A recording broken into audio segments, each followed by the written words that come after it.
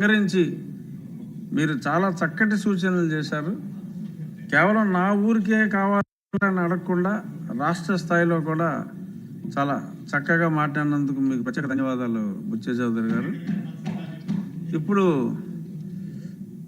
సాంస్కృతిక రంగంలోనే కాకుండా నిన్న అత్యంత ప్రతిభావంతమైన క్రీడా స్ఫూర్తి కనపరిచిన మన ఎమ్మెల్యే గారు ఓడిపోయారు అనుకోండి అన్ని క్రీడల్లో. సుందరపు విజయ్ కుమార్ గారు. అధ్యక్ష, మిమ్మల్ని గెలిపించాల్సి వచ్చి మేము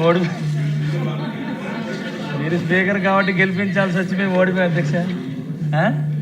మళ్ళా మైక్ ఎవరో బెల్ల కూడా వస్తారని భయంతో గౌరవం పెంచాలని, మీరు బెల్ల కొట్టకుండా ఉండాలని మిమ్మల్ని పెంచి పెద్దలు శ్రీనివాస్ గారికి ధన్యవాదాలు తెలపాలండి అధ్యక్ష. థ్యాంక్ యూ అధ్యక్ష. రోడ్లు, భవనాలు నిజంగా చెప్పాలంటే అధ్యక్ష 2019, 2024 మధ్యలో రోడ్లు ఎంత ఇంపార్టెంటో ఆంధ్రప్రదేశ్ రాష్ట్రంలో ప్రతి ఒక్క వ్యక్తికి కూడా తెలిసొచ్చింది అధ్యక్ష. ఒక ఇంటి నుంచి బయటికి వెళ్తే ఎంత దారుణమైన పరిస్థితులు, ఒక నార్మల్ వ్యక్తి, ఒక ఆటో నడుపుకునే వ్యక్తి బయటికి వెళ్తే ఆయన ఏదైనా భారం తీసుకుని కరెక్ట్గా 1 కిలోమీటర్ వెళ్తే ఆ ఆటో ఏదో ఒక పార్టీ చేతిలోకి వచ్చే పరిస్థితి అధ్యక్ష. అలాగే దారుణమైన పరిస్థితులు మా అచ్యుతాపురం దగ్గర నేను చూశాను అధ్యక్ష. పాపం ఒక తల్లి బిడ్డకి ఎదురొస్తూ, ఇంటి నుంచి ఎదురొస్తూ జస్ట్ ఆ బిడ్డ ముందుకెళ్ళాడు అధ్యక్ష.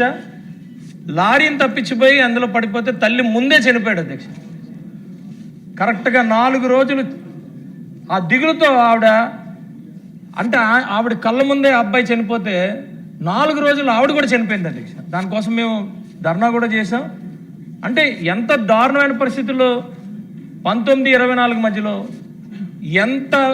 ఎవరిని అడిగినా కూడా చిన్న గొయ్యి కూడా కప్పే పరిస్థితి లేకుండా నెగ్లెక్ట్ చేసి వదిలేశారు అధ్యక్ష.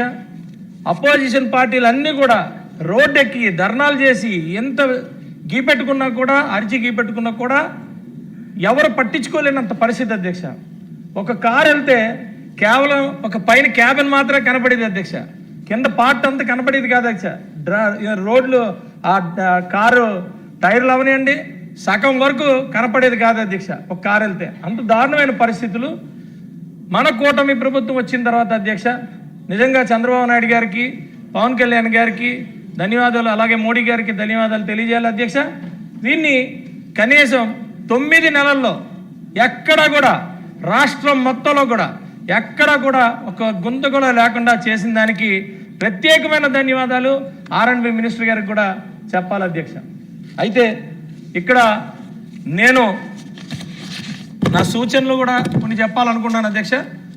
వాస్తవానికి పంచాయతీరాజ్ రోడ్లు వాటి నుంచి R&B రోడ్లుగా మార్చాల్సిన పరిస్థితులు వచ్చినాయి అధ్యక్ష.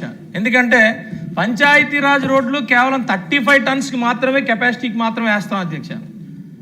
వాటిని R&Bకి మార్చాల్సిన పరిస్థితి, ఎందుకంటే ఆ కెపాసిటీ పెరుగుతుంది అధ్యక్ష. అదే కాకుండా ఈరోజు R&B దయచేసి కొత్త టెక్నాలజీని మీరు పెట్టుకోవాల్సిన పరిస్థితి ఉంది. అలాగే ఈరోజు 24 టైర్లు, 30 టైర్లు హెవీ లోడ్స్, హెవీ ట్రక్స్ వెళ్ళటం వల్ల అవి కొంచెం రోడ్లు మన డిజైన్స్ని మార్చుకోవాల్సిన పరిస్థితి ఉంది అధ్యక్ష.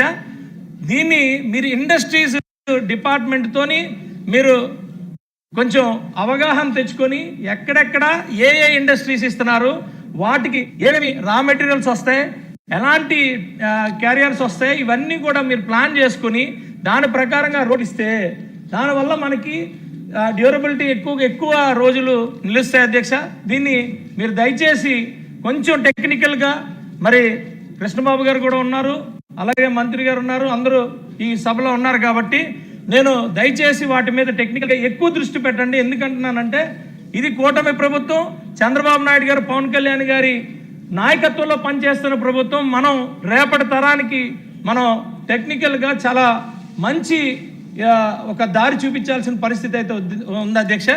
అయితే ఇక్కడ మాకు ఎస్పెషల్లీ దీనికి కనెక్టెడ్గా నేను చెప్తున్నాను అధ్యక్ష.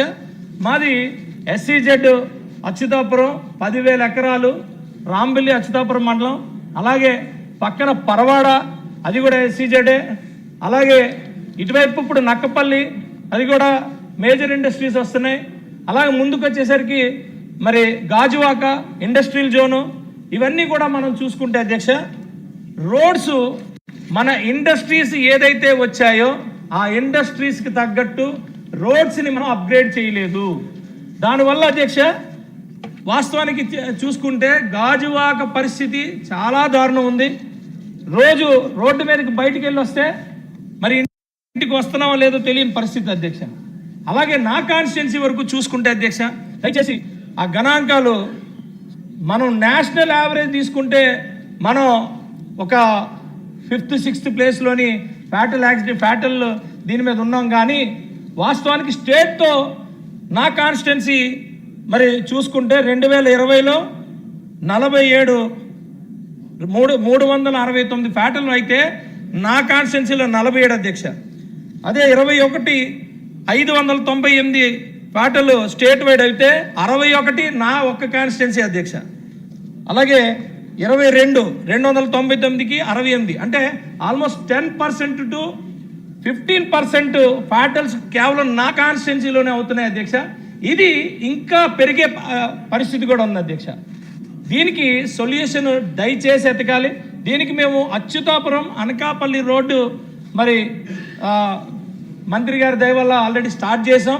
డబ్బులు లేకపోయినా TDRలు పెట్టి ఎక్విజేషన్ చేసి అలాగే స్ట్రక్చర్స్కి డబ్బులు ఇచ్చి చేస్తున్నాం. కోర్టులు ఇది చేసిన అందరినీ బతిమాలుతున్నాం, చాలా ఇది అవుతుంది. కానీ ఇక్కడ గాజువాక యలమంచిలి రోడ్డు చాలా కీలకం అధ్యక్ష. ఈ గాజువాక యలమంచిలి రోడ్డు మాత్రం ఎట్టి పరిస్థితుల్లో ఇది కనుక వైడనింగ్ చేయకపోతే, ఇప్పుడు 40 feet రోడ్డు ఉంది అధ్యక్ష. కానీ ఎవ్రీడే వాస్తవానికి నా దగ్గర 200 ఇండస్ట్రీస్ ఉన్నాయన్న అధ్యక్ష. దీని తర్వాత కూడా ఇప్పుడు NTPC వస్తుంది, అలాగే గూగుల్ నా దగ్గర వస్తుంది, అలాగే 500 ఎకరాల్లో మరి లారస్ వస్తుంది, కోకోకోలా వస్తుంది, యాక్షన్ టెస్సా వస్తుంది, బ్లూజెట్ వస్తుంది. ఇలా కంపెనీలు చెప్పుకుంటే చాలా ఉన్నాయి అధ్యక్ష. ఇదే దారిలోని ఈవెన్ నక్కపల్లి కూడా వెళ్ళాల్సిన పరిస్థితి వస్తుంది స్టీల్ ప్లాంట్కి, అలాగే బల్క్ ట్రక్ కూడా వెళ్ళాల్సిన పరిస్థితి వస్తుంది. అలాగే పక్కనున్న పెందుర్తి కాన్స్టిట్యున్సీలో పరవాడ కూడా మా దగ్గర నుంచి వెళ్ళాల్సి వస్తుంది. ఇవన్నీ కూడా దానివల్ల ప్రతి ఒక్క ఇండస్ట్రీకి raw material transportation, finished goods transportation అంతా కూడా ఇదే ఒక రోడ్డు మీద వెళ్ళాల్సి వస్తుంది అధ్యక్ష. దయచేసి గవర్నమెంట్కి చేతులెత్తి మరి అడుగుతా ఉన్నాను, దయచేసి ఈ రోడ్ని మీరు డెవలప్ చేయాల్సిన పరిస్థితి ఎంతైనా ఉంది.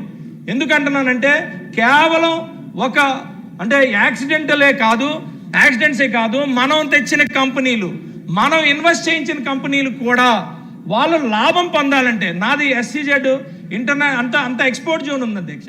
ఎక్స్పోర్ట్ జోన్లోని మొత్తం మార్కెట్ అంతా గ్లోబల్ కాంపిటీషన్ అధ్యక్ష.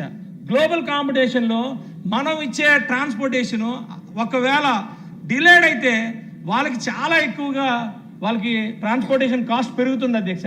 దాన్ని తగ్గించాలన్నప్పుడు మనం రైట్ మరి ట్రాన్స్పోర్టేషన్కి రైట్ రోడ్స్ అవి ప్రాపర్గా వేసి ఇవ్వగలిగితే వాళ్ళ డబ్బులు అంటే వాళ్ళు కూడా ప్రాఫిటబుల్గా ఉంటారు, గ్లోబల్ వైజ్గా వాళ్ళు కాంపిటేటివ్గా ఉంటారు. దానివల్ల మన ఎకానమీ పెరుగుతుంది. అక్కడ ఇండస్ట్రీస్ ఇచ్చేయడమే కాదు, ఆ ఇండస్ట్రీస్ మనం సపోర్ట్ చేయాలి, వాళ్ళు సంపాదించాలి, మన గవర్నమెంట్కి మరి ట్యాక్సెస్ ప్రాపర్గా కట్టాలి, వాళ్ళు అభివృద్ధి చెందాలి, మన నేషన్ డెవలప్ అవ్వాలి, అదేవిధంగా మన ఎంప్లాయ్మెంట్ డెవలప్ అవ్వాలి, గ్లోబల్గా మనం ఎదగాలని చెప్పి ఇవన్నిటికీ కూడా డెఫినెట్గా ఈ రోడ్డు కనెక్టివిటీ చాలా ఇంపార్టెంట్ అధ్యక్ష.